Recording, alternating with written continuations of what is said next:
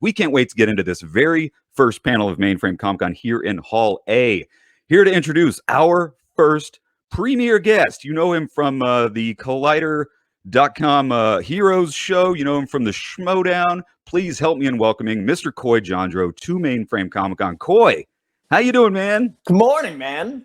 You know, you were when we invited you to come do Mainframe, you said there's one person I absolutely have to interview. So I'm going to go ahead, let you go and introduce our first guest of Mainframe. But we'll see you guys in just a little bit. Appreciate it, man. So kicking off this early Saturday morning, I am very honored to welcome one of my favorite writers of all time, the great Tom King. Hey, what a pleasure to be here. Thank you for having me. Thank you for doing this. The Heroes Initiative is a genuinely wonderful charity, and I personally know people who benefit from it. So you guys are doing God's work, and so thank you. That's all I want to say. I think this is a really cool way to spend a weekend. It feels like a con. Like this the energy's there, and that feels amazing. And for the best of causes, like this is a Saturday. Absolutely, right? Yeah. So good morning. Morning. So your run on Batman I want to get to, but I've been the loudest Mr. Miracle fan because it's one of the most interesting tone books I've ever read. I've only been able to describe it as Looney Tunes meets This Is Us because I can't find like the tonality of it blows my mind. So what was the groundwork behind that book? Because it doesn't seem like it comes from any other. There's nothing quite like it. It's an amazing book in itself. Oh, really? I thought I was stealing from so many different people. Yes, no, it was totally original. Never. Who is this Mr. Miracle? Where do these 9 panels come from? Yeah, I mean, that book turned out real good. Mostly thanks to Mitch Garrett's killing it on the art. Mitch is one of my best friends, and that collaboration just worked. Yeah, I think that's the magic of it. Just that Mitch made it beautiful. But yeah, I mean, it comes from, where does it come? Do you want the whole origin story? What do you want? I'll give you anything. The tonality, I'm curious like where the flavor came from, because you've got someone like Scott Free, who's this golden age character that shouldn't on paper be able to be modernized so efficiently. But between like the t-shirts and the grounded storytelling, it feels like you could run into Scott Free, but he's a guy named Scott Free. Like it's a very strange tone. I'm working on the New Gods movie now, and every time I write Scott Free, I was like, do we have to explain this to an audience why he has this crazy name? That's what I mean. You can pick this up day one and get it. And that to me, I'm like, how do I tell people? No, it makes sense. Trust me. I think a lot of it comes from when I first sort of started out, I was sort of exploring sort of what to do with I had the idea that the first thing that came to me was like, he's an escape artist. What can't you ever escape? You can't escape death. I mean, it's like, these are very easy ideas. And I was like, okay, so let's say he kills himself to escape death, and then he wakes up. And then the question was like, what happens when he wakes up? And that's like where you had to start actually working hard. And so I had that sort of basic premise, and I went to, I think it was Baltimore or 3 years ago, and I talked to a guy named Julian Lytle, who's now doing some work for DC that I just co-wrote a thing with, and one of the smartest guys in comics. I was like, I'm working on this project, and I was excited about it, but I wasn't thrilled with it because we were supposed to do a Batman thing. It got switched to Mr. Miracle, and I was like, yeah, we're doing Darkseid, and I was like, Darkseid's kind of a boring character. He's kind of like Thanos light. I know Thanos is a ripoff of Darkseid-ish concepts, not directly of Darkseid according to Starlin, but of Darkseid-ish concepts. And but Thanos is such a cool villain. Like he was the villain of my childhood, you know. And so I was like, so to me, it always felt like, you know, like the light beard Thanos. And then my buddy Julian is like, no, dude, Darkseid is something entirely different because Darkseid is. And I was like, what is that? And he's like, well, it started with Grant Morrison, but it's like this realization that like, it's like you had to make your 2 choices in front of you. One was the good choice, the one was the bad one. You knew you meant to make the good one, but you made the bad one. It's like Darkseid is, or like that feeling you wake up in the morning and everything is right, everything's fine in your life, and yet Darkseid is. Like it's just like this weight on your chest. And I was like, oh, dude, I was like, that's a concept. And then I mean, I've talked about this a lot, so it's not like a revelation thing. But right around that time, it's 2016. Oh God, we're going fast. 2016. When sort of the tempest that became the storm we're currently living in started, you know, and the world just started getting a little off kilter. And I think like a lot of people sense it, like this sort of rising anxiety of like the world is so weird right now. And I had one of those first season of Sopranos panic attacks where you end up in the hospital and you're like, am I crazy or am I dying? And you're like, you hope the doctor tells you you're crazy. And he's like, you're crazy. You're like, yes. But you're like, oh shit, but I'm crazy. But now I'm crazy. Yeah, that sucks, man. Because you're like my chest feels like it's blowing up, and I feel like I feel like I had to faint, and like I felt like I was seeing. And I was like, at the moment, I remember Julian saying that Dark Side is. I was like, that's what it feels like. It just feels like Dark Side is. So then I was like, okay, I'm going to talk about that, like this feeling of anxiety and being trapped, and that'll be the tone of the book. The tone of the book will be very grounded in sort of the day-to-day concepts of how we survive this sort of trap that we were back then, man. We didn't realize we were skiing and having a good time. We didn't know. Like, that was so nice. That was so good. Now, Back in 2016. it's like when you're in high school and you're like, this is the worst thing that's ever happened. And now we're like, high school. I know, that's right. 2016 is freshman year. Little do we know what's coming. I wrote this on Twitter. I was like, when I wrote Mr. Miracle about like what it's like to be trapped, to live in a world where you're trapped and just try to survive in that, I didn't mean for it to be so literal, you know? Like it was supposed to be a metaphor for how we all felt, not like actuality. I rewatched Dark Knight Rises the other day, and Bane having them all in their homes, and everything's under like police state law. It's like, oh, they're in Oregon. This takes place in Oregon. Got it. That's right, man. Jarring.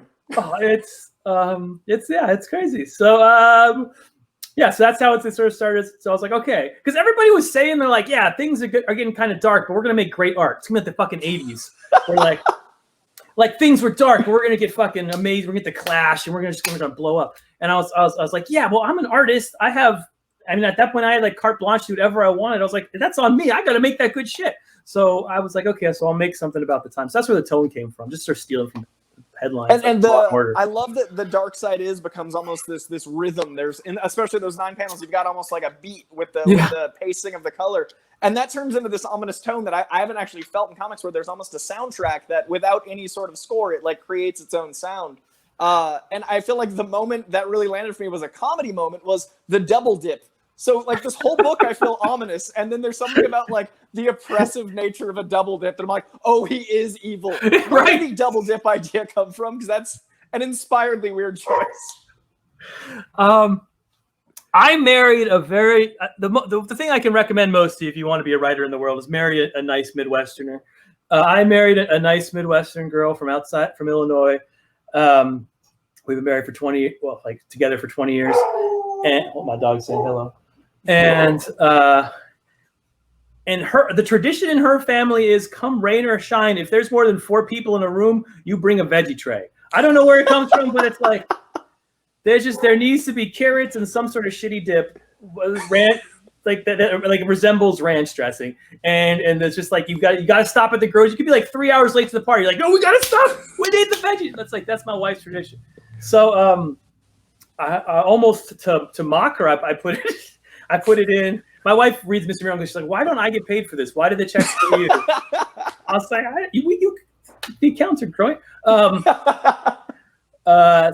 I put that veggie tray in, and then it really caught on where people, it hit some sort of nerve. And then I was like, oh, and then it became sort of this symbol of like the idea that you can have, because to me, like, at least in my life, like the most crazy, most insane moments are right next to the most absurd normal moments. They're like right there. And so like, I'm trying to think of I was doing something. I was doing a TV thing the other day, or a movie, whatever, a Hollywood thing, and the person I was talking to got a phone call. I'm like, oh, I got to call you back. It's Steven Spielberg. And you're like, tell him I liked Indiana Jones. You're like, what? Like that? Yeah, you're like, this is an opportunity for something, but what? Yeah, that's it. And then for a second, you're like, wow, I must be the biggest, most important person in the world. I talked to someone who talked to, and you have that sort of like, I was doing something important. And then of course, we hang up and I go downstairs and there's my kid and he's not wearing any pants, and and the world's right back. And the world is right there. So it's like they live next to each other. Like it immediately is like, no, you're just a fucking dad. Well, that made him more of like a Christoph Waltz undercurrent villain than like the Thanos. So it gave him a lot of humanity in his inhumanity. And that's what I loved about the moment. It was like, Inglourious Bastards is so much more interesting because you're like, this guy's so almost likable. Oh, what a strange feeling.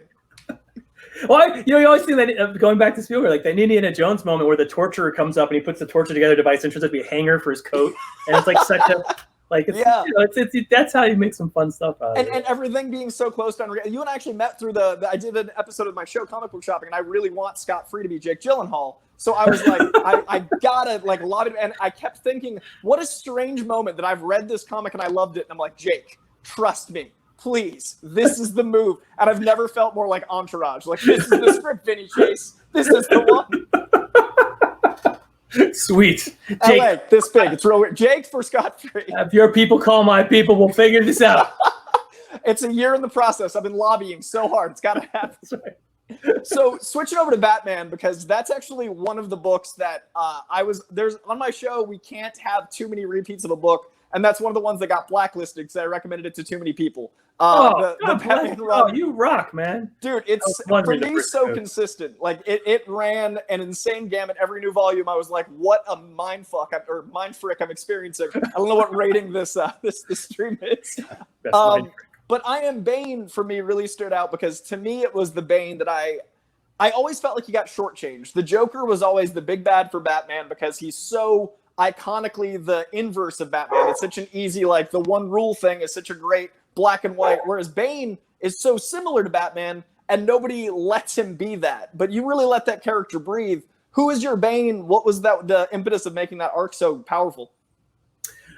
I mean, I was with right before I started on Batman. I really should do some of my own work. I'm giving too many people credit. I was walking around San Diego Comic-Con with a DC editor named Andy Corey, who had edited me on Omegaman. And we were sort of talking Batman, and I was like, what villain should I use? And I didn't want to use Joker. Scott had done 50 issues that were sort of centered around Joker and beautifully had done them. And I was like, everyone just this is my idiotic instinct. Like, well, everyone expects Joker, so let's do what they don't expect. No, it's Batman. Joker should be in the fucking... Someone should have just pulled me to the side. And as soon as I left, James was like, no, Tom, Joker should be in Batman, and people loved it. I was like, oh, of course. Oh, what was I thinking? James is very smart. But I was like, forget that. So I was looking for a villain, and I was talking to Andy. And he's like, how about Bane? And I think of Bane as, he had the funny voice in the third one. He was very silly in the other one. And I was like, yeah, he's okay. He's got a lot of muscles. Who cares? He's like, no. He's like, do you know his origin? And I was like, wasn't he in a prison? Who cares about that? And Andy's like, no. He was stuck in one room of a prison for 17 years by himself. And every night the prison flooded. And he rose to the top where he would almost drown. He'd have to tread water for 9 hours and eat the fish that came in with his teeth. And then it would go down. And he'd have to do it every day for 17 years by himself. And surviving that's why he's so... And I got that image from the first Conan movie of Arnold Schwarzenegger pushing that thing around and around there. And I was like, that is so badass. Like, that is an origin story. Like to have the willpower to, for 17 years, not one day to think, fuck it, today I'm not treading water, I'm dying. When you're 5, 6, 7 years old, I was like, he must have the biggest willpower of anyone else. Like, he would never quit ever. And so I was like, well, that's Batman's power. Like, Batman has no superpowers. That's what makes him awesome. Except he has the willpower. He's the never quit guy. He's the, I will find a way to defeat no matter what it takes, I will find the way to do it. And I was like, well, that's a perfect match. That's, immovable object meets, unstoppable object, or whatever that phrase is for people who are smarter than me. And so, so I was like, oh, that's perfect. We'll make Bane the big bad. We'll make him the guy, and we'll do 100 issues, and we'll have, I'll make this to the point where these are two characters where one of them can't, they both can't live on the same planet because they hate each other so much. And that's where it started. Yeah, I always felt like, the origin story. I feel like we'd heard but not felt, and not to just besmirch other writers, but I always felt like Joker's opposite was Batman, but Bane's opposite was Bruce Wayne. Like, if you put Bruce Wayne in a different situation, he turns into Bane. If he's in prison, that's what he turns into. So I feel like that really colored the entire run you had, because this became like this. Bruce was one bad day away from being Joker or Bane, and I hadn't seen that yet. So it was really, I love that run, man. So I really appreciate what you did for Batman lore. Thanks, I appreciate that. That's really nice. There was another in there for me that was a 2-issue arc, the Batman Superman double date. I feel like I learned more about Superman than I have in 60 years of Superman. Like just the humanity of Superman in that arc. Was that a real life experience? Did you have a double date that inspired this amazing double date comic? No, I don't think I've ever been on a double date in my life. Can I tell you something? DC, everyone now that said this is now no longer works at DC, but boy, did they hate that issue. They despised it. They despised it from original concept, from the script to the. They liked. I mean, Clay drew drew it beautifully. They hate it. My editor, who still does work at DC and is still my editor, Jamie Rich, is the best editor in comics. He loved it. So I at least had that support. So it was the two of us against the world. But boy, DC hated that concept where I was like, because it started with I was going to do a bunch of sort of. They hated the title Super Friends. They're like, I hate that. I hate everything about this. And I started with was it Boston? All my comics. All my stories about writing started cons. What am I going to do next year? I'll have no ideas in my head. It's going to be weird, the lack of outside world influence on comics. The Renaissance is just people in rooms. That's right. It's all going to be it's going to be Batman sitting in a room. Just everything's Blair Witch or like Cloverfield. We're all just like, and then we were trapped and found footage. We had webcams and nothing else. I did an issue of Strange Adventures 5 or 6 where it's like where Alana and Adam are trapped in a cave for the whole issue, and my artist's like, well, can we do the next issue where they move outside? I was like, why would anyone go outside? You need all the drama. You need stuck in a room. I was like, that's what life is, right? You're stuck somewhere and you deal with it. That's what all Scott Free's powers are very different now in 2020. The ability to escape everything. So yeah, that run for me with Batman was really, to me, genre redefining, because it brought me back to being a full-fledged DC guy. It brought me back to reading a lot more books. And so out of those 85 issues, those were my two favorites. So to what it's worth, DC brass, those two are my holy crap, this is the character. Everyone's every con I go to, everyone's always says issue 37, the double date 37, 36 and 37 are their two favorite issues. Yeah. And it's so funny and at the time Clay had to draw the second one in 3 weeks, which for Clay's, he likes to take his time drawing something. For him to do something in 3 weeks is unprecedented. And so he literally sent me pictures afterwards where he passed out in the middle of the street. Clay has a twin brother. And he sent me this picture. I should post it on the web, where Clay is passed out in the street of rural Florida, just laying on the ground. He sat down to just read something and fell asleep. And so he drew in 3 weeks, and everyone editorial hated it. It's everyone's favorite issue. Who knows how it works? Yeah, you never know what the people versus it's a tricky market, comics. And the fact that we're still getting to read them is a gift. I'm very happy. Very much so. So I always ask Batman writers, because I find Batman has an interesting sense of humor, and I think every Batman writer has a different opinion on what Batman finds funny. What do you think Batman finds funny? The psychology of him is fascinating. Nothing. I don't think Batman is. I think Batman is funny. I think it's. My favorite Batman issues were the ones where I could write jokes, like the double date issue. But you never see him laugh in that issue at anything, or the Elmer Fudd issue. Did I ever have him? No, I don't think I ever have him laugh. He very rarely smiles, except when he's in love with the girl or having a good time with his children. Yeah, there's some we met on the beach smiles, but very little else. Yeah, but no jokes. Yeah, I would say Batman finds nothing. He finds humor to be an utter waste of time. I would say. Adding that to the spreadsheet, no humor. No humor. Tom King's 0. He finds nothing funny. He hates puns. He hates.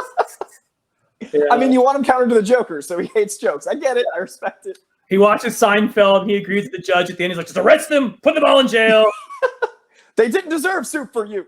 He stole the babka. Curb Your Enthusiasm's a documentary to him. Yeah. He's like, I agree with everything this man says. This is literally how I see the world. This is how I see the world. So in the world of literal, Vision is an amazing commentary on both the past through its very colored by sitcoms of the 50s look at the world, and the present in that we're living in this strange Philip K. Dick sensation. That was one of the first things I read of yours, and now it feels more timely than it did in 2016.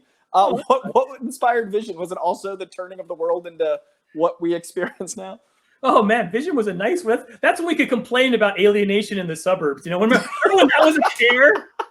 Like we were like, oh, we're not achieving our true meaning of life because we live in these houses. You know, I was like, oh man, you could go out you could go to the mall. That was awesome. You could mow your grass without a mask on. Or you talk alienation. Who cares about alienation? That's such a goddamn privileged thing to complain about. Vision is now a utopian book. What a strange twist. Exactly. It's like his kids got to go to school and come home. Think of the advantages. They had a dog other people could walk. Yeah, they had that dog. That's right. Like at one point, someone shows up at their house and they give them a hug. Come on, it's sci-fi. This is not real. Not real. Vision was inspired probably by desperation or something. It was so the original pitch for Vision. They came to me. It was like it was my first. I'm a Marvel zombie, and that was like when I was a kid. All I wanted to do was write for Marvel Comics. And this is my first Marvel that approached me, and they said, we have a character for you. It's gonna be perfect. And I was like, oh, it's gonna be Winter Soldier because they want me to do spy shit because I did spy shit. And they're like, Vision. I was like, Vision. I was like, yeah, he's like the solid backup character in the Avengers for 30 years. I don't. But I was, you lie to your editors because that's your job as a writer. So like, Vision, he's my favorite character. I've always wanted to do Vision. I've had a vision for Visions, and you're like, by the way, what do you want out of Vision? Like, what do you? And he's like, we want science fiction. So I'm like, oh, sweet, Vision in space. I was like, I got his whole pitch, and he's gonna go and he's gonna meet the in-betweener and Death and all those awesome Jim Starlin characters. And they're like, no, it's science fiction, but on Earth. And I was like, what is that? Blade Runner? Oh, yeah, Blade Runner. I didn't know. So then I was like, what's science fiction but on Earth? And I was like, well, like Frankenstein kind of thing. I was like, oh, so he creates a wife. I was like, okay, that's good. But I was like, that's actually just Frankenstein. So I can't do that because people will see how much I'm ripping off things. So I was like, how about he creates a wife and a family? I was like, oh, that's kind of cool. And so I was like, all right, that's a good idea.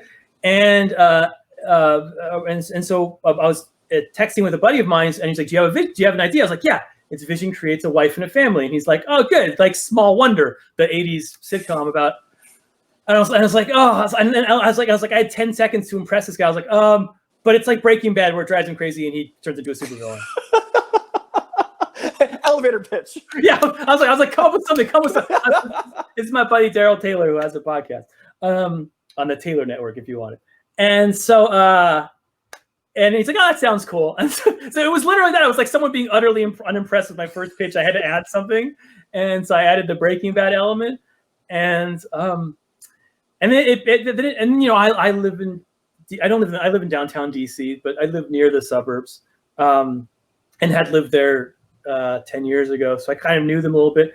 And so, yeah, then it sort of evolved out of that. And then it became about sort of, alienation and sort of trying to, I had a very young family then. I also Omegaman had just been canceled. I don't know if you remember that, but after the third issue, DC canceled Omegaman. And there was like a week there where it was canceled. And it came back because there was a whole Twitter campaign to bring it back, which was wonderful and really made my entire career.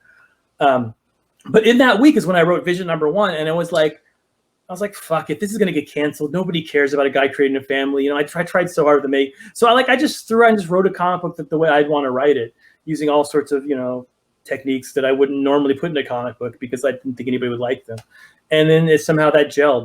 That Vision became sort of my calling card of my career. So it's a good lesson to sort of sometimes you got to, just say F it and do it. Yeah, like Ultimate Spider-Man was always chasing cancellation, and that informed the MCU. Like that's right. That's exactly. Billions of dollars in film are owed to Bagley and Bendis being like, That's right. Gotta live with a little fear.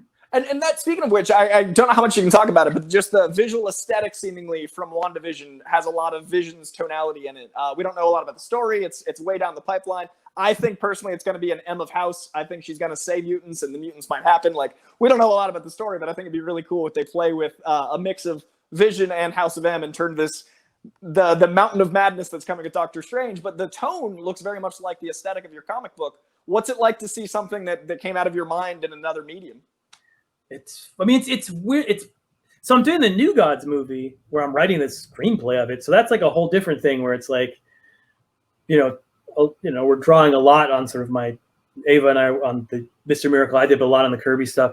And so, but the Vision thing I'm not connected with at all. No offense. I'm not sad about it or anything. They've been very nice. But it is very weird because it's clearly, I mean, it seems like the plot is Wanda creates a world that sort of is a sitcom-y world but you can see like visuals where they literally took a panel from the comic book.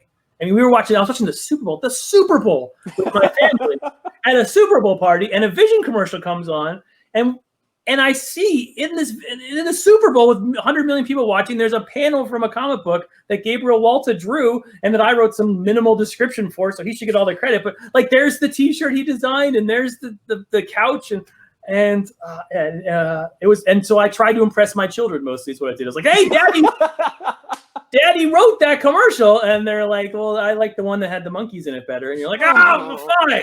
Next Super Bowl, I'll impress the kids. Next Super Bowl, I'll impress." That was a pretty cool moment. So pause the frame, print the comic issue. Like, guys, look. The best part of it is when I'm pitching the next obscure character I want to do, I always can be like, well, they turned Vision into a TV show. And Mr. Miracle, you may have heard of it. They're doing this show. It's going to change the genre.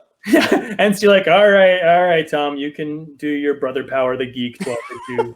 Here's your Kyle Rayner 24-issue run you really wanted. Yeah. I think Omegaman was Kyle Rayner. Dude, Kyle Rayner is my favorite Green Lantern, so I was so happy to see him in Omegaman. Like, that made me... His creativity. Kyle Rayner. Yeah, his creativity is an actual comic. And he wasn't chosen for having no fear. He's different than the other Lanterns. So he has and he's half Hispanic, which makes him a little different. And I hit that zeitgeist where Kyle Rayner and Con-El are my Green Lantern and Superman. So it's a very weird, I also love Ben Reilly, so I was like the worst audience. You love Ben Reilly, whoa, and Kyle Rayner. I think the Clone Saga is a thing that was mishandled in the third act, but could have been one of those legacy runs. Like, it just got too many cooks at the end. But to me, it's a commentary on power and responsibility. I think he got too much responsibility and he snapped. So I always saw him as like the id and ego of who Spider-Man is. Like, he, to me, is an existential crisis. But then they went like, nope, sci-fi. Well, I loved his costume with the gloves. He had a very cool design for that Ben Reilly character. I dug it. Yeah, the 80s sweatshirt's coming back, so maybe Ben Reilly be relevant soon. I'm into it. I'll tell Jurgens, he'll be super happy. Yes, there's one of us. So with New Gods, Hollywood's very tight-lipped and it's a giant movie. But what's that process been like working on a screenplay versus a comic book? Just the process that you can legally talk about. I mean, you're just going to hear me say about a pablum. I apologize. Like I can't, because anything I say will turn into some tweet that someone will try to spin. Yeah. So so everything I say will just come out as crud. But I'll say the pablum so you guys can have it. It's all true. I mean, it's been a joy to work on. Ava is a modern day genius. Jack Kirby is the genius of comic books, and I feel like it's sort of my responsibility as sort of the nerd in the room to be like, how can I merge her genius with his and create something genuinely American and beautiful?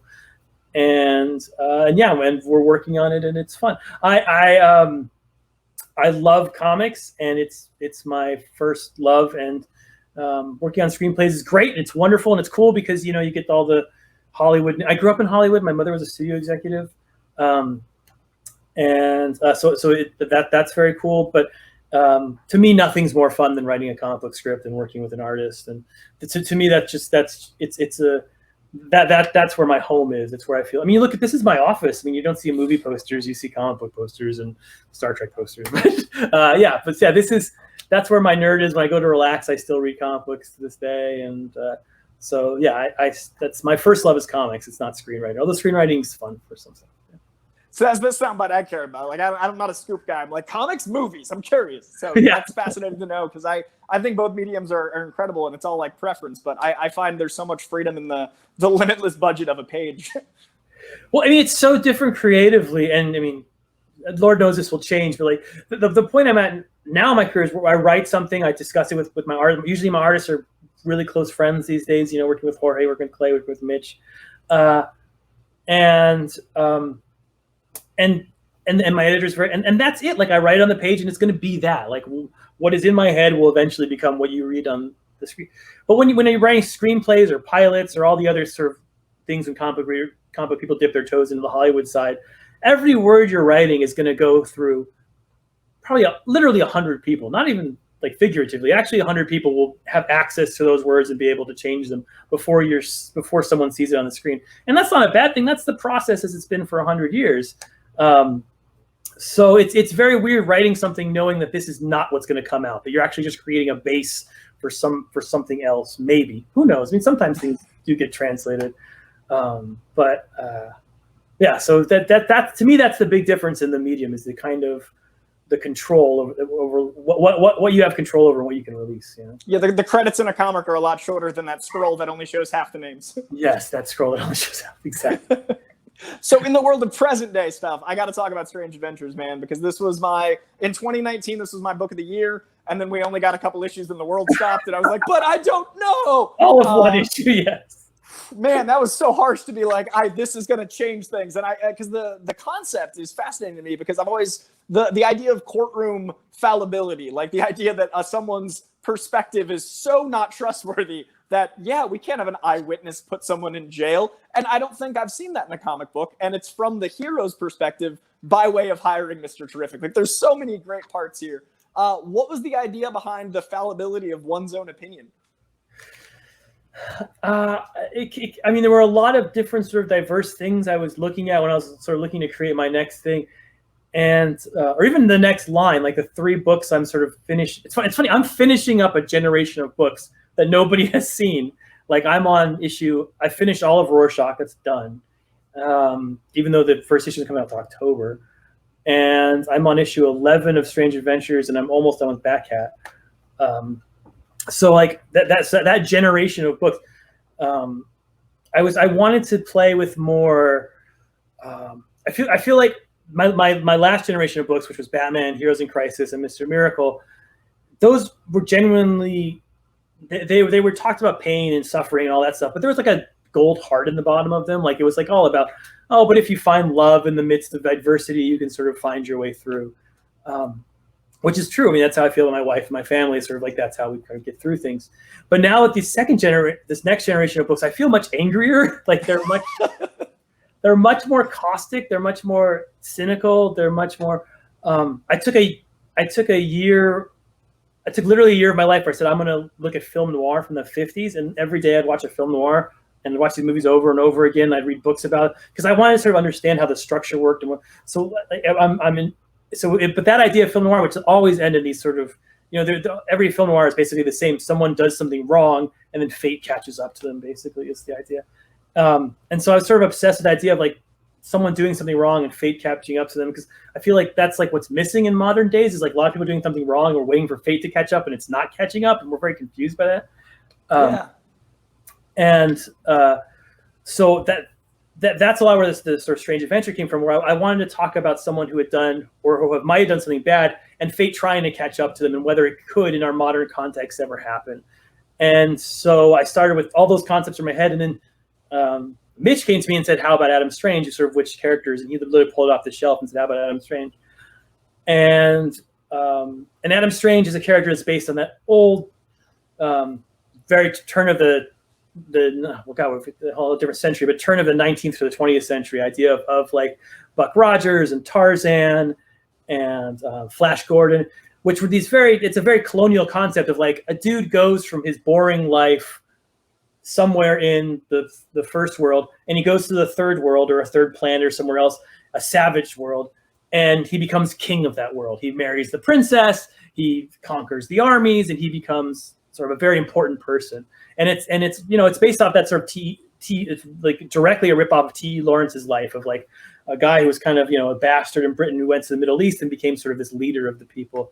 So if you read about T.E. Lawrence, he was an amazing figure, but he did some light genocide while he was doing his stuff, and all of colonialism, of course, involves that sort of there's a evil tinge to colonialism. There's bad shit that goes on, and I've seen that somewhat firsthand in my CIA days, and so the idea of a character that sort of represented that sort of ideal and injecting him with the reality of what would happen.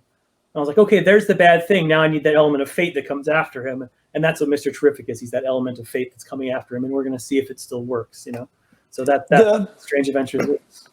This generation of books, you describe it, and your last one. This is their rare book for me, where I read 80 comics a week for work. Where it's so many books, but they're always surprising in their subverting of expectations with characters I know. Like I know Mr. Terrific, but that issue 2, I was like, oh, it's going here and then there and then there. So it starts with like a character exposition. This is who it is, so the audience knows. And then all of a sudden I'm like, wait, this isn't your daddy's Mr. Terrific. Like it's such a crazy journey in that book. And I find Strange Adventures is really subverting even the expectations I had through the dueling art. I love what Mitch and Doc are doing with the styles that almost remind me of the other one's style while still being completely true to themselves. So you feel like you're watching it through a lens. What's it like writing for 2 artists simultaneously? Like, what's that page look like?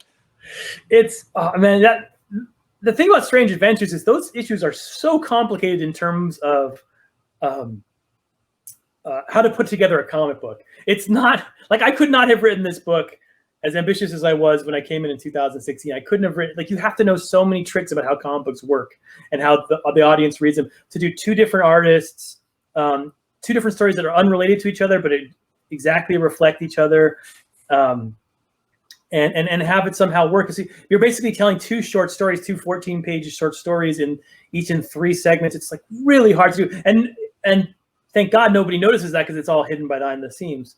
But yeah, the scripts. I mean, it's done on a 3-panel grid, unlike Mr. Miracle, which is 9-panel grid. It's a 3-panel grid, which is the Darwin Cook grid, most famously that he used in New Frontier. And I basically, I write it out, but unlike Mr. Miracle, it's all 9 panels. In this one, we can break up the panels, so a 3 can divide into 3. And if 3 threes divide, it's math like 9. That's what I'm saying. It's like it's literally a technical accomplishment or a technical challenge. And so in each script, I write it out, and then I write like just Doc draws this, Mitch draws that, and then the editor makes sure I don't mess it up. And Doc and Mitch and I are all very close friends. Doc and Mitch have worked together and have been close friends for 15 years, and Mitch and I, I'm a godfather of Mitch's kid, and we have a running text conversation that runs all day that Clay is on also. So it's very, this is the most art reactive comic I've ever read. Like the art is leading it, where I'll, before every issue, I'll be like, okay, what do you want to draw? How do you want to do this? And literally if they can get a script and be like, Tom, this panel, I want to do this. I'm like, great. And just like that. So that's cool. I've never heard of that. It's very close. It's almost like we're in the same studio, in terms of the collaborations. And frankly, it's to me, it's the best looking book on this shelf. And it might be the best looking book, I've ever put out, just in terms of art. I don't know. I can't speak for the writing, but the art is so gorgeous in this book. I can't talk about it enough. And I love that both of the artists are, to me, at the height of their powers. So the book just shines. Like I love every panel. It's one of the few books I read twice, and it also takes me a while because I'm like, like it's an experience, and that feels good. As it's hard when you're in comics and you're like, I'm supposed to love this, and you're like, must get through. And this book just never has that moment. It's a challenge art-wise because with 3 panels on a page, I feel like I'm on pressure on each panel to put something in there that's original and cool to draw. I feel very bad if I'm like close up on Adam or something like that, where I just need him to talk for a panel. Like I was like, what a waste of a third of a panel of one of the best artists of all time at the prime. Like I have to put something in there that's interesting and cool for them to draw, or else I'm just totally missing it. Well, I've got one more question, but I want to make sure we get to fan questions. And I saw one just pop up. It's from Kai Charles. They asked, do you think you would ever revisit Vision or Mr. Miracle or even Batman, or do you want to move forward with new characters? And thank you so much for how wonderfully you and Mitch handled Barda. Oh, well, that's very kind of you. Barda's my favorite. It's funny because you talk about Scott Free and Barda, but they're like in my life every day now because I'm working on this script. So it feels like I never left them. Not that I'm confirming they'll be in the movie. Who knows, right? But 100 people. Who knows? Yeah, who knows? Who knows? Could be. Maybe the New Gods is actually about the forever people. That's could be. It's an Adam Strange story. It's an Adam Strange. Who knew? It's Thor. We're finally doing the character originally intended. We finally got to write that Avenger. It's the first DCU MCU crossover. It's gonna be That's all false. Don't believe me if you said that. Man, Bleeding Cool's on it right now, man. It's all over. Tom King confirms first crossover. Which I've lost the question. What was the question? It was any characters you want to go doing. That I would want to return to. I'm going to say this now, and I'm going to contradict it later when someone offers me money. So no, I feel like I said what I wanted to say with Vision. I said what I wanted to say with Mr. Miracle. And they offered me a New Gods book very recently. They're like, "You're writing," and I was like, "No, I can't. I feel like I said it. It's like I can't." Also, you're like, once you did something really well, you don't want to go back because you could fuck it up. Like, excuse my language, you could frick it up. It's been very hard. I'm a Boston kid. Focusing on not swearing has been a very right. Yeah, I know. Especially if I'm famous at cons for swearing on panels, and it's like that's my thing. So no, I have very little desire. I'd like to do the Omegaman too. I wrote a pitch for it.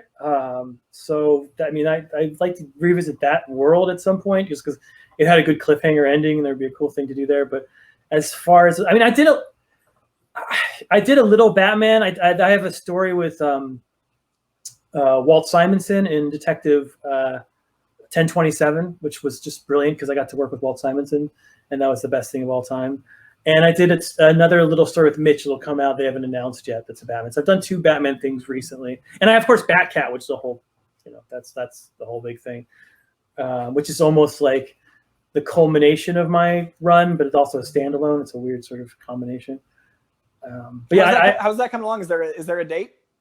No, there's no date. Okay. The scripts are good.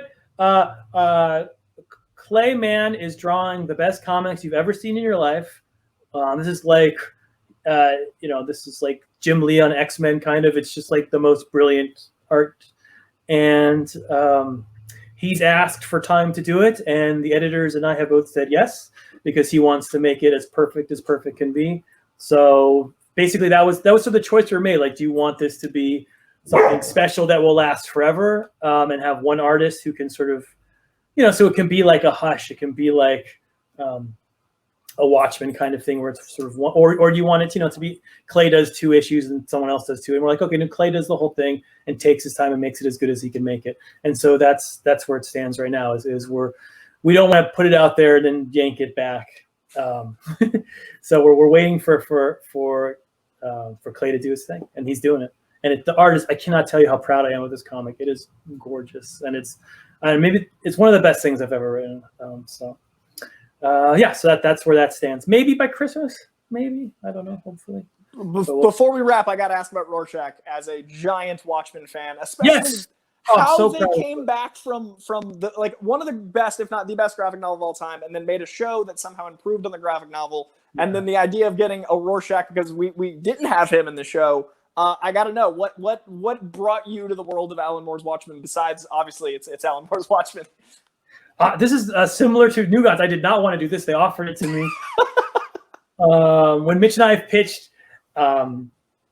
Strange Adventures, and we're like, we want to do Adam Strange and Mr. Terrific. They're like, yeah, that's great. Nobody likes those characters. How about you do Rorschach? Everybody likes Rorschach. He's cool. He kills people. And I was like, no, I don't want to be compared to Alan Moore. Lord knows I ripped most of my career off from him. I don't need to rip the rest of it. That's just an idiotic thing to do. I'll end up being the monkeys to his Beatles. And if I'm lucky, like the monkeys are okay, I could be the Archies to his Beatles, it just seems like the worst idea. And then I saw the TV show. And it's funny, we're doing the Fandom thing next week. Yeah. And I got lucky, and Damon Lindelof interviewed me about Rorschach, and so we got to talk sort of Watchmen. And seeing that show was when I was like, there's room to run here. Like I did not think there was anything more to say. I was like, but what Lindelof showed was that what Moore created wasn't just a story, but he created a language, and a way to tell stories. And that you didn't have to tell the same story Moore did, but you could use that language to tell different stories, And so that to me was when I sort of had the revelation, I can do something huge and ambitious in this language. And I had just done this Batman Annual 4 with Jorge Fornes, where when I got the issue, I was like, this is some of the greatest art I've ever seen in a comic. And I was like, Jorge, and I was like, I need a special project for him. And so I emailed Tease. I was like, remember when you offered me Rorschach? And I said, no, I'm saying yes now if I can do Jorge. And they're like, oh, okay. I thought this was a no. Yeah, well, yeah. You can have whoever you want if you're saying yes. So that became, and Rorschach, I wrote, unlike any other comic I've ever done, I wrote it all straight. I took 4 months of my life off and just wrote it like I wrote a novel. Wow. And honestly, I think it's the best thing I've ever written. I said maybe for Batcat. This is, to me, I'm getting the issues back. We're on issue 5 already, so we're way ahead. And the art is absolutely perfect. And I'm not the Beatles. I'm not Alan Moore, but maybe I'm the Clash. Someone influenced by them. This is my second Clash reference, but like maybe like something, I can take that influence and blow off my own roofs. Hopefully, I don't know. I couldn't be more excited. And this is someone that thought you should never touch Watchmen, but now likes the show. I'm like, no, give me more. I want to see. I want to experience. And it's Rorschach itself takes place not because it takes place in 2020. Obviously, Watchmen took place in 85, and then Doomsday Clock was 92. So this is 2020. So it takes place a little bit after the show, and it's in continuity with the show. It doesn't. So and I talked to, So if you watch the show, you can watch this and it would make sense. Oh, that's exciting. I didn't know. That's perfect. A question from a fan saying, the fan's name is I Got Issues 2319. Fair. Mitch at one point teased a Batman Noir project you two had wanted to do. Will we ever see that? Yes, that's why I was just teasing. I don't know what was out. I didn't know you already said that. Yeah, Mitch and I did a Batman Noir. It's drawn and the art is utterly gorgeous, and I hope people see it. It's done. I haven't done the letters for it, but I know the art is done, the script is done, and I hope it's good. It's a really light story about a priest dying and Batman trying to save him. It's a very Tom King-ish. A nice Sunday read. A nice, talk to the parents. Sunday read, yeah. Speaking of the fans, Jace wanted to know if you're coming back on social media to interact with folk. I know you're busy writing Rorschach and doing all the things. I have no idea. I debate it. So what happened was I did this kerfluffle thing. Boy. But anyways, and I decided to take a break from social media just for a few days because it was driving me crazy. And in those few days, my oldest son, who's 11 years old, obviously you're trapped in your house with your kids, said, Daddy, I've noticed you've been talking to me more, like out of an after-school special. Oh man, I feel like it was like the more you know, like a violin starts playing. You're like, yeah, he had like a British Oliver accent. It couldn't have been more like heartbreak. I noticed you've been looking up from your phone, and it literally broke my little heart because I'm one. I don't know what you call that, like doom scrolling. One of those people, I scroll through Twitter just looking for the thing that's going to make me angry, so I can kind of get through the day. I've been doing that for 10 years, and so I was like, okay, well, I'm going to make this break a little longer from social media, just so I can, almost just because my son said that one little comment, it really broke my heart, and I'll see. I should get back on it. So I feel bad because I'm not promoting things. I really should tell people to buy my shit, and it's good for the stores, and it's good for like this event. I should tell people to support it for charity and stuff. So I feel guilty about that. So I'll be back someday, but for now I'm off.